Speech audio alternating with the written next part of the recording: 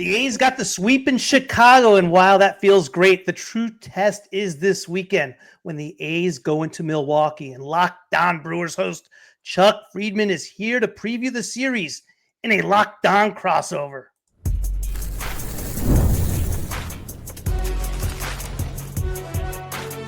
You are Locked On MLB crossover, part of the Locked On Podcast Network. Your team every day. Welcome to Locked On A's and Locked On Brewers in a special crossover episode, part of the Locked On Podcast Network. Your team every day. I am your host, Bunni, one name, all passion. Thank you for making Locked On A's your first listen of the day. I'm from the Bay Area, and I've been a diehard A's fan since 1981. This isn't just another A's podcast. This is the most informative and insightful show on the A's, period. We cover the A's every single day, breaking down games, delivering the latest team news, and giving you deep, thoughtful analysis you will not find anywhere else. If it's happening in Sacramento or in Vegas, we got you covered. We are free and available wherever you get your podcast, including YouTube. And please do me a favor, hit that subscribe button wherever you are following the show. Chuck, how are you, sir? You said 1981, and you know what that has to do with the Milwaukee Brewers being an Oakland A's fan? 1981 is the year that one of the all-time greats who ended up in Milwaukee won the Cy Young and MVP in the same year with the Milwaukee Brewers. Yep. That would be number 34, Raleigh Fingers, whose number is in the rafters at AmFam Field. You know who's one of my favorite players on that 81 team was Cecil Cooper. As a young kid, I always remember Cecil Cooper, Gorman Thomas, Ben Ogilvy, Paul Molitor, I believe, was on that squad as well. Just a lot of character. Now, of course, how can you forget how can you not mention Robin Yount, maybe the greatest Brewer of all time? Sure. What a legacy. Right now, it's, baseball's changed a lot. And when I think of Brewers these days, I think of a team that's athletic. I think of a team that's fast. Mm-hmm. I think of a team that is grindy, tough. It's going to fight you. It absolutely mayhem if they're on the bases. And we saw that last year in the playoffs. I think of Jackson CHURIO. But obviously things have changed, right? You lost your shortstop. Mm-hmm. You lost your closer. You dropped your first 4 games of the year, and since then have bounced back to a 10-4 record. What is the outlook on the Brewers this year, Chuck? And how would you assess the season so far? After that 0-4 start, they've won 10 of 15. So I didn't expect them to get over the 500 mark this quickly because of so many things. They've had so many injuries with their starting rotation. The third base is just a tremendous failure right now at third base. Tremendous. In fact, they just sent Oliver Dunn down to AAA. And it's a problem that wasn't fixed. They've had guys in this team like Christian Yelich and Rhys Hoskins who had not been hitting up until the last couple of days. So with all things considered, and even the bullpen, which was second in the league last year, was 28th going into the series, this recent series that they played with the Tigers, I'm happy with 10-9. This team really hasn't gotten going yet, and they're right there with the Cubs knocking on the door there. But big series coming in, and I'm telling you what, I gotta stop calling them the Oakland A's. I'm sure you've heard that before. We don't have a city. No. But I did watch you guys last weekend against the Mets. I was watching Friday night's game. Made a heck of a comeback in the ninth inning. That was a heartbreaker. Out of the ninth inning, was it? Yeah. Yeah. Out of the ninth inning, 7-6. That was the game. Alonso at the home run, the top of the ninth. You guys rallied in the bottom of the inning, thought you were going to pull it off. Yeah. I said this to my listeners out there. The Oakland A's, don't sleep on the Oakland A's. Now, I know you guys won 69 games last year, 9-10 so far, but you got some guys in that team that are full of fight as well, man. I'm impressed with the A's. And you say, how could you be impressed with the team last year? I said this last year. How could you be impressed with the team that's got 69 victories? Man, you guys just fight teams. You do. And you went down there in Chicago this week and got those 3 victories, but still we're talking about a major league team they beat. You went out there and they still won 4 games. You beat them all 3 games. So I'm hoping I don't look at you guys and say, well, the Brewers got to sweep this series. That's not how baseball works. I'm looking at least, if we can take at least 2 or 3 from you guys, I'd be satisfied that, and then go on the West Coast. We had, speaking of last year, yes, 69 games all year long, but July and August, we had the 3rd or 4th best record in the American League at 29 and 19, and we gave 29 and 22, and we literally gave 3 games away during that stretch. And that was the most consistent we've had our roster in I don't know how long. And sure, this year's been off to a slow start, but at the same time, 7 of our 9 losses have been against the Cubs, Padres, and Mets. I mean, they're pretty darn good. Sure. And so, that's the whole thing. And while it feels good to go into Chicago and get the sweep, I mean, the White Sox just took 2 of 3 from the Red Sox. The true test is going to be, how do we handle somebody like Milwaukee, who was a playoff team last year, who still has the same core of players for the most part. Obviously, Adames is gone, but we're still facing your ace in Peralta in game 1. Is that playoff expectation still there for the Brewers? Oh, sure it is, because they've won the division in each of the last 2 years, and they made the playoffs in 6 of the last 7. And there was a time when they went a long stretch without making the postseason. And now the fans not only hope it, but they expect it. The problem is they can't get by the first round of the playoffs. They've lost to the first round in the last 5 years. Right. And the Cubs are getting better. And they're going to get a lot better. Yeah, the Brewers aren't going to win this division I still think they're the best team in the division, Bunni, but they're not going to win this division by 10 games like they did last year. And I don't think they're going to win 93 games. I just don't. I think there's other teams that are better in this, have improved in this division, including the Cubs. So, but yeah, the Brewers, you mentioned, when you described them in the beginning there, you're right on. This team likes to be aggressive. They like to take the extra base. They steal a lot of bases. They don't beat themselves. Yeah. They don't. A lot of times they outthink the other team. I thought in Wednesday's game, they got down the first run on a squeeze play, caught the Tigers completely off guard, laid down the bunt. And I've seen the Brewers do it so many times because this margin of error, as Brewer fans would know, it's a small margin. These guys can't make any mistakes because it's not an overly gifted team. We're in a small market. So we don't have the superstars on this team, but they have to do all the little things right. And so far they have for the last couple of years, with the exception of the postseason. That's the ultimate barometer right there.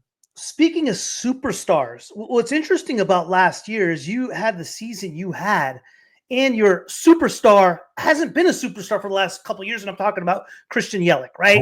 He was 5 years, actually. Has it been 5 years? I mean, he was just an MVP candidate. Yeah. He's a Triple Crown contender. He was one of the best hitters in all of baseball. Then it seems like overnight, it's gone. It's funny because the Brewers had just played the Tigers with Javi Baez, and he was batting 8th in the order for the Tigers. And I was like, God, you got Baez, you got Bellinger, and you got Yelich. These 3 guys, a short time ago, 5-6 years ago, were 3 of the best players in the game. What has happened to all 3 of these guys? Yelich got hurt in 2019, and since then, he's not been he's been a shell of the player that he once was. He was one of the best in the game, and he's no longer that.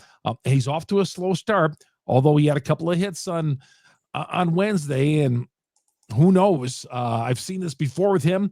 He had back surgery late in the year last year, missed the last couple of months, but he's not the only one. There's a couple other guys who are struggling on this team. Like I said, fortunate to be 10-9 at this point. I look at your team, Bunni, and I see some guys on this team that I would love to have with the Milwaukee Brewers. You got a guy here who's got 8 home runs. I didn't see him. He hit his 9th today. He hit his 9th today too. Okay, because he had a couple in that first game. Yeah, White Sox. And I saw that. Tyler Soderstrom. Soderstrom is amazing, man. Considering I was reading the track record the last couple of years, he wasn't a home run guy. But he's turned it on, man. I hope he can keep that. Not in this series. Yeah. But I hope he can keep it going for his sake. Here's what's interesting about Soderstrom. So every time we get some type of prospect coming up, I do this. I compare him to a current major leaguer, so the fans have an idea of who the player is, right? Who does he shape up to? Yeah. And usually it takes me a while. When Soderstrom was coming up, there was no question who I compared him to, and it was Christian Yelich. He has that same type of stance. Okay. He's the type of guy that can go triple crown, right? Okay. 330 with 40 bombs and 100 and something. He's that type of player. And when you see him at the plate, as far as their stance, as far as their length, they look identical. And that's who I'm hoping he can become. Obviously, Yelich, when he was at his height, I mean, there was no better player, no better hitter than baseball than him. 2018 Yelich is the comparison you want. You don't want the 2024. Yeah. Well, he still batted 300 last year, but it wasn't the Yelich that we saw in 2018. If your guy Soderstrom turns out to be 2018 Yelich, man, you got something nice on your hands there. So far, I mean, it's early. 315, 9 bombs. Who knows? Speaking of stars and young stars, I mean, I think it's defined by one guy. And when I think of the Brewers, you think of Jackson Churio.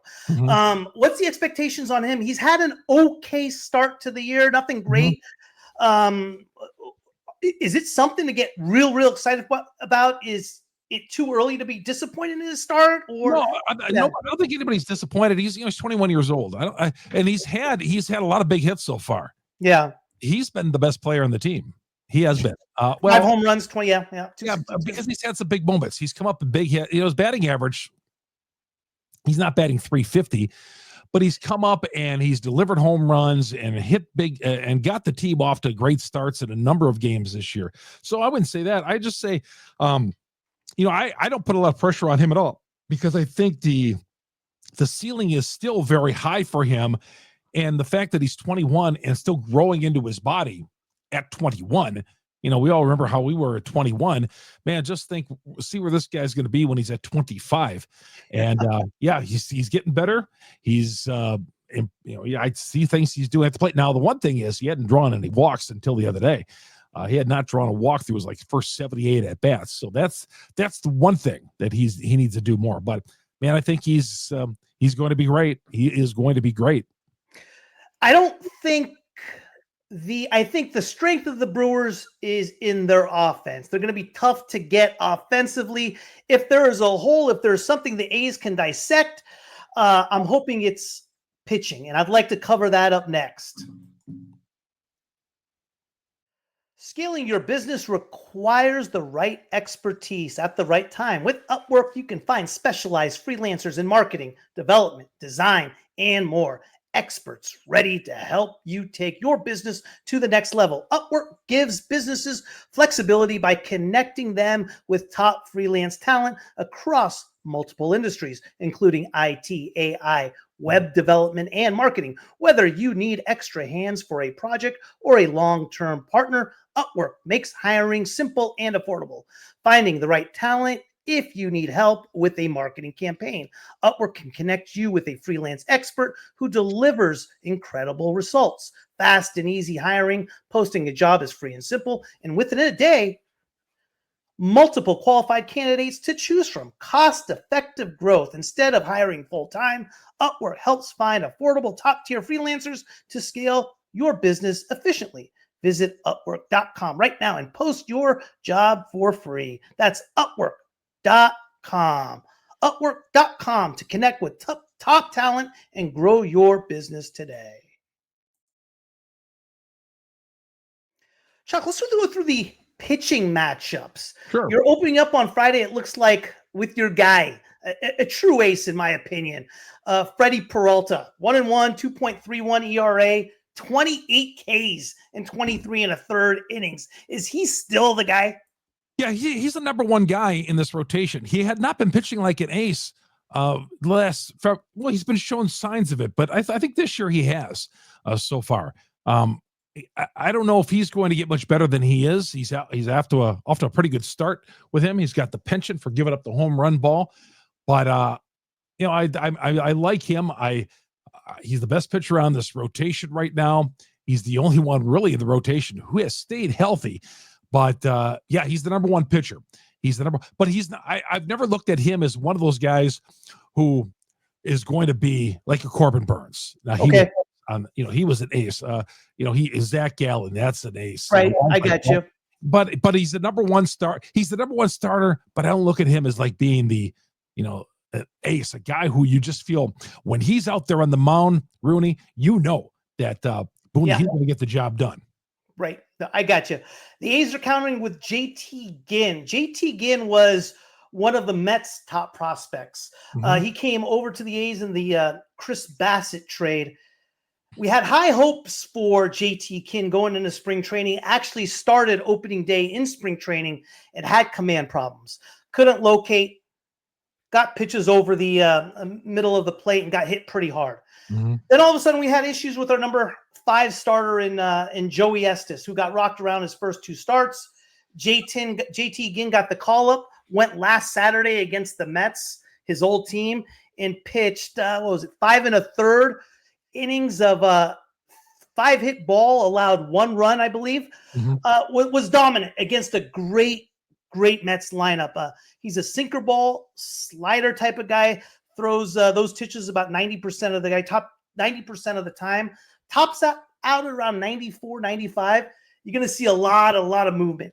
I'm interested to see how JT looks, because when he is right, believe it or not, he's the best pitcher on our staff. Okay. When he is right, if he gets that sinker, if it comes up, he's going to have some problem and gets hit around a little bit or starts walking a bunch of guys. But it should be an interesting matchup. I don't know how we're going to be against Peralta. I mean, the A's are sluggers, right? They want to hit the long ball. They're going to look to try to get 4, 5, 6 runs in 1 inning, hit a couple home runs, and then get the starter to go 6 innings, get it to the bullpen, and get it to Miller, obviously in the 9th. So it should be interesting to see how they do against Peralta. It is Peralta. He is tough. He is their number 1. And the A's obviously had some success against the White Sox, but, White Sox are struggling a little bit. Well, the guy I fear in your lineup is Brent Rooker. And I know he's off to a slow start. He had a home run today. 3 hits on Thursday, I want to say. Yeah, so he raised his batting average a little bit with his game on Thursday. But that's the guy. When the trading deadline hit last year, I was like, man, is there a way we could pry this guy away from the A's? Because I'm sure you heard the trade talk. And the A's, good for the A's for keeping him. They need to sign him to a long-term extension somehow. If they did. Yeah, they did. They signed him. Yeah. They did do that. You're right. They did do that. But I love him. I love the kid, and I'm looking forward to watching him this weekend in the cleanup spot, and a guy who's we got him batting second for the most part. So right now our lineup's basically you're going to have Lawrence Butler, who's going to be leading off. Rooker's been batting second. You got Soderstrom in the 3 slot. Langoliers fourth. Thursday he batted cleanup, didn't he? Didn't he bat a Thursday in today's game? Today he batted cleanup because today we had Langoliers, who's our cleanup guy, catching day game after a night game. He sat today. So usually we got Rooker batting second. Today was a little off. And then you're going to see an exciting rookie in Jacob Wilson as well, who had a 16-game hit streak to start the season. So he's a throwback type of player, contact guy. He's only struck out 3 times all year.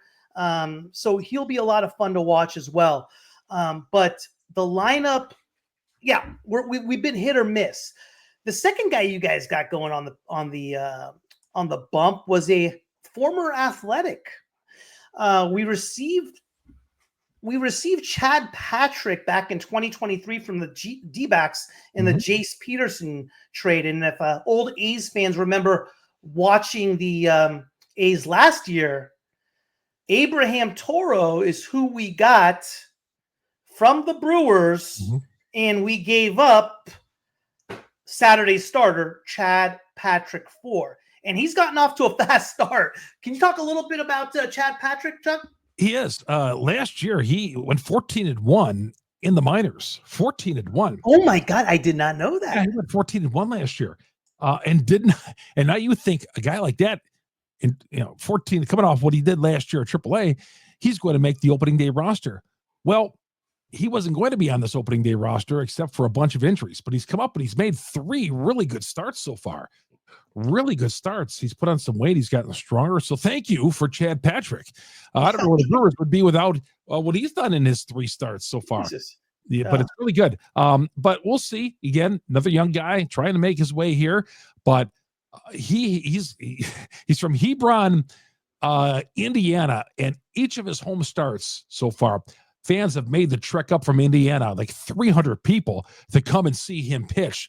And I'm sure it's going to be no different because he's had big, in 2 of his 3 games, it's been home games, and he's had big hometown support come his way, make the trip up to Milwaukee. It's a Saturday night. I imagine they're going to be there again on Saturday to see him pitch, but he's been pretty good so far. I bet. And we counter with a guy that a lot of Brewers fans are very familiar with, and that's Luis Severino. And you know what you're getting from Severino. He's gonna fight you. He's a bulldog. He's gonna throw hard. He's been okay. You know, he's run into tough first innings against in a couple of his outings, but after that he's settled down and he fights you. So I don't know what Luis Severino we're gonna get, but Brewers fans know exactly. Very familiar with Luis Severino and what to expect. I mean, I think that ball game is going to be a lot of fun. I think the series is going to be a lot of fun. I'm really, really looking forward to it. And lastly, Tyler Alexander, you guys picked up recently as a free agent from Tampa Bay, 15th. He was a second-round pick in 2015 from Texas Christian. Mm-hmm. How's he doing? It didn't look like he just got his first start. He wasn't originally in the rotation, was he? Well, he is picked up to be a long relief guy on this team. And then the Brewers, because of the injuries, had to have him make a couple of starts. He's been okay.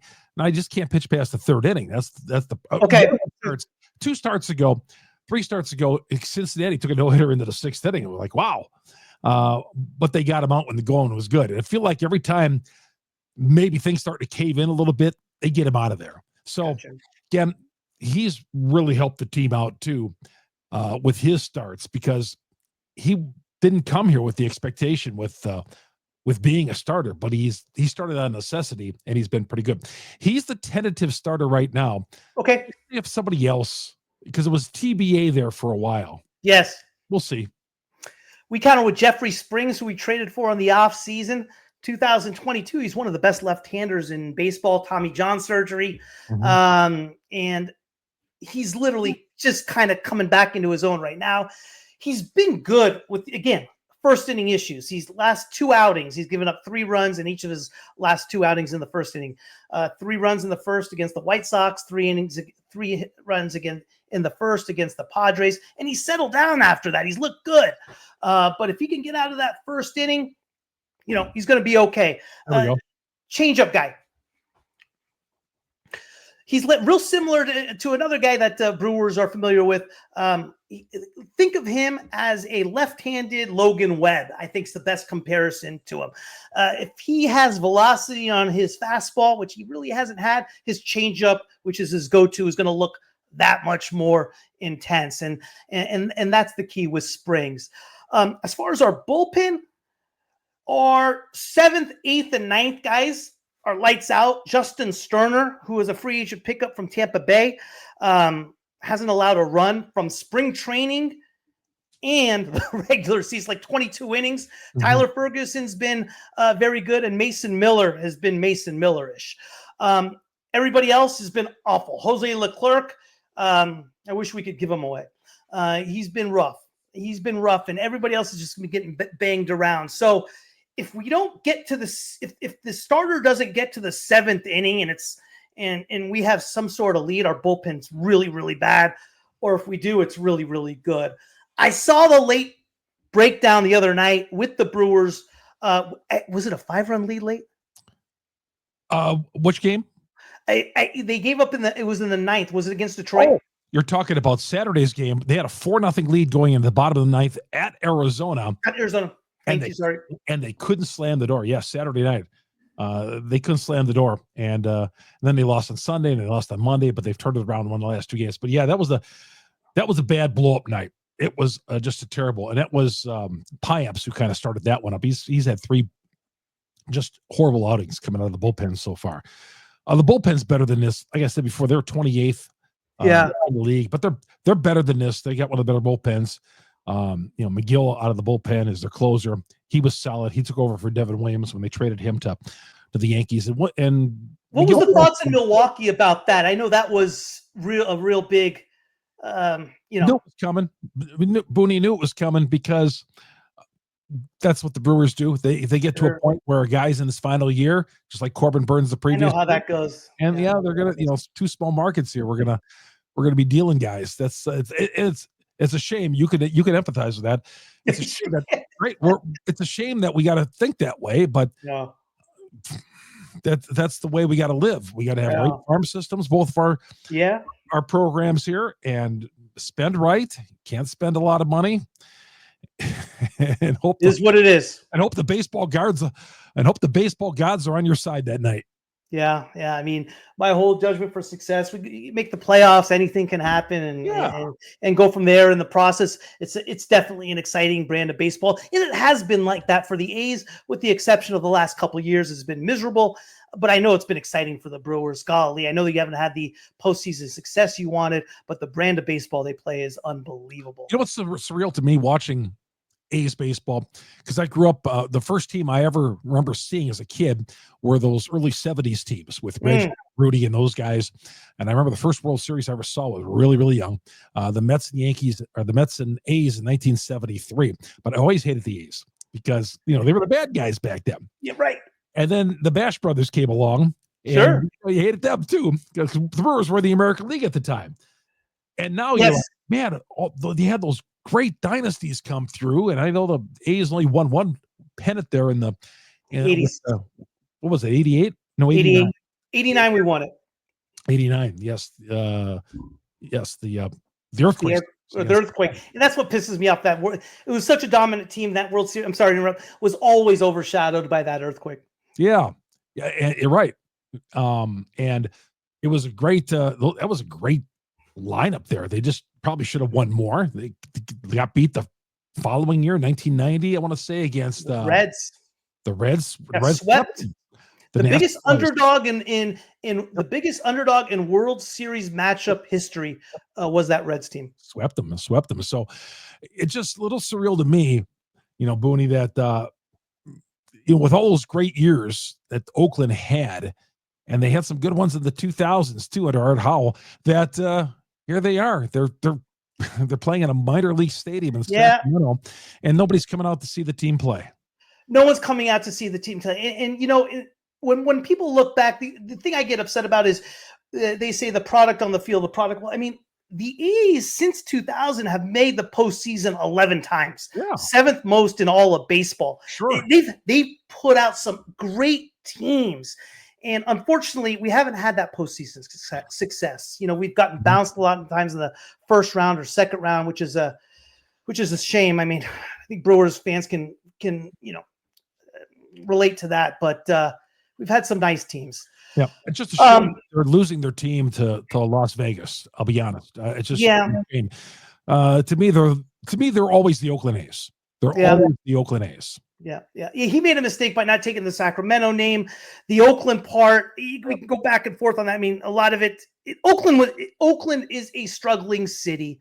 California is a place where it is difficult to get things done. Mm-hmm. And so while there's a lot of blame, obviously, to put on the owner,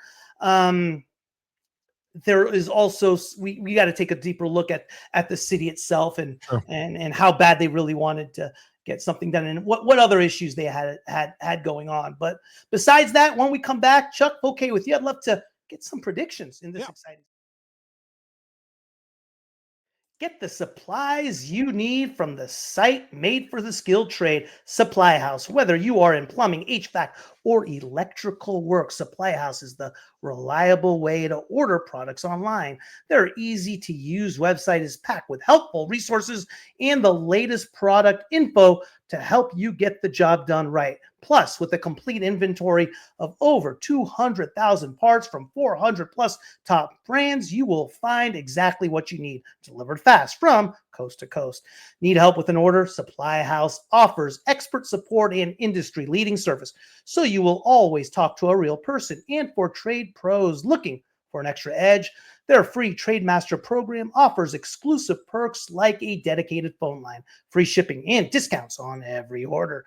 Thousands of skilled professionals are already taking advantage. Now it's your turn. Join the Trade Master program today at supplyhouse.com/TM and start ordering plumbing, HVAC, and electrical supplies with just a few clicks. Plus, use promo code SH5 for 5% off your first order. That's supplyhouse.com. Chuck, I am dreading this series, and I'm extremely excited about it. Mm-hmm. I don't know what to make of it. What do you think? What do you got? What are the keys? Give me your predictions. I think the Brewers will take 2 or 3 in this series. I think Oakland, as I said at the top, they're not a pushover by any means. I just never looked at them as a pushover. Like I said, the 69 wins last year, 9-10 this year. Some good young talent. I think the Brewers will take 2 or 3 in this series. It's going to be, I'm with you, fun series. Looking forward to seeing this, some of the young guys that you got playing for you. And I'll be out there all three days watching this team play.